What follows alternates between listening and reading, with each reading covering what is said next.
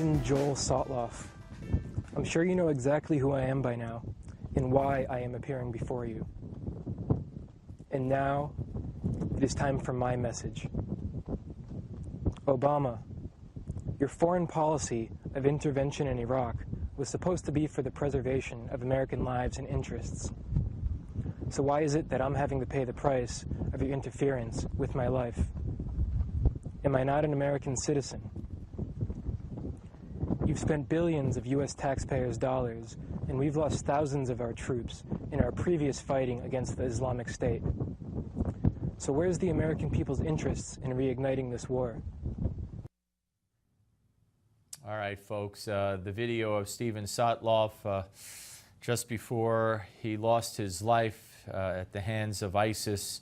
And of course, the man who many have speculated is the same execution of the same man who gave the message to Barack Obama while standing over James Foley in the previous video, said, just as your missiles continue to strike our people, our knives will continue to strike the necks of your people. Joining us now in the Malzberg panel, the host of the Christopher Hahn Show, former senior aide to Senator Charles Schumer, Christopher Hahn, and Breitbart.com, an American thinker, columnist, C. Edmund Wright.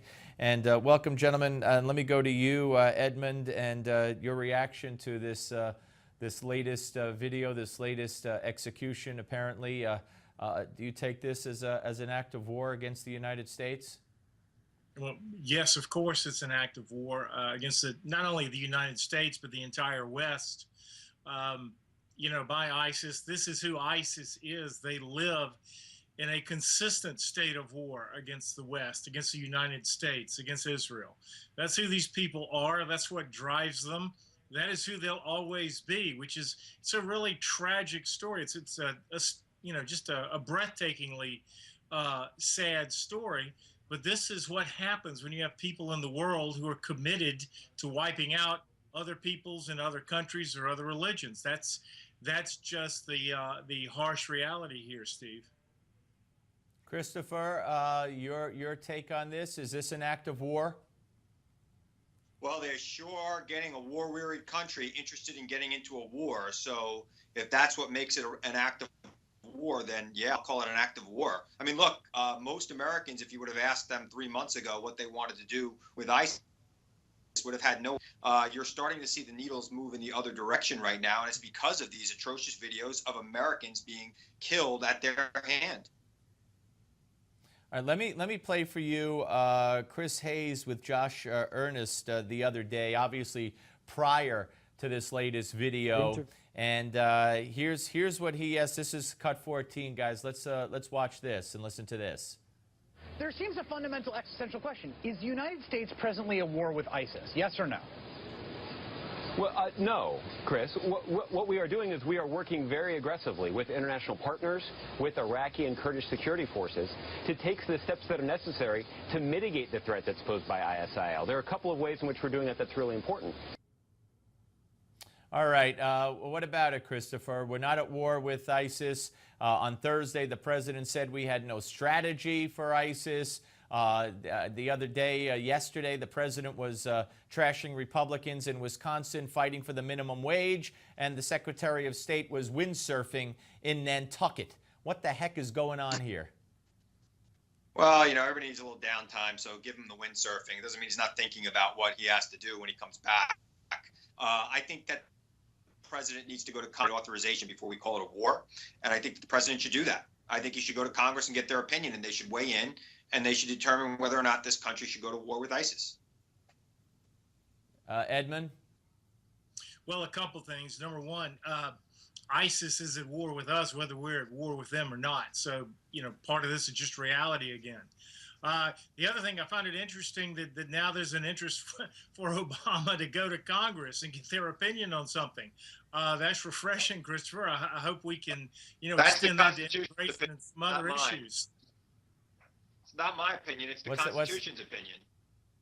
Yes, I would agree with that on every issue. Every issue, absolutely, yes. Not every issue. On this issue particularly, spelled out. It's well, we could argue, or we could look at the we could look at the 13 or so times that the U.S. Supreme Court voted 9-0, saying that this president overstepped his constitutional bounds and authority. But I'd rather concentrate here. Let's listen here to cut number 11. And you know, you talk about everybody deserves downtime. I got news for you. The Prime Minister of the UK had no downtime over this weekend. On Saturday, he gave a press conference and said that we're going to come up with guidelines to keep us safe. And then on Monday, he addressed the Parliament and had those guidelines to keep his homeland safe, while our Secretary of State looked like a fool on some kind of windsurf in Nantucket, and the President was doing this. Let's listen. Policies I'm talking about have two things in common. They're going to help more working families get ahead. And the Republicans who run our Congress oppose almost all of them. Don't boo, vote. All right, and it got worse from there. You know, if you're successful, you're evil, blah, blah, blah. Same demagoguery, same old Obama. It's what he does best. Why wasn't he, Christopher, at the White House with the Secretary of State coming up with a policy? That is like, you know, I've heard this argument from commentators on the left and the right, depending on who's in office for years. You know, presidents can walk and chew gum at the same time. We do need a domestic policy. That's why we had such a horrible economy under the Bush administration, because he wasn't focused on things at home and he was only looking overseas with an atrocious policy. Yeah, right. Okay, Edmund, I'm a little confused, Edmund, because this man has admitted he can't walk and chew gum. He's admitted he doesn't have a policy. He told us he didn't know much about ISIS. Today we find out his presidential daily briefing has mentioned ISIS every day for over a year. We know there were congressional hearings on ISIS for 3-4 years, and this president has no policy, and that's what he was doing yesterday.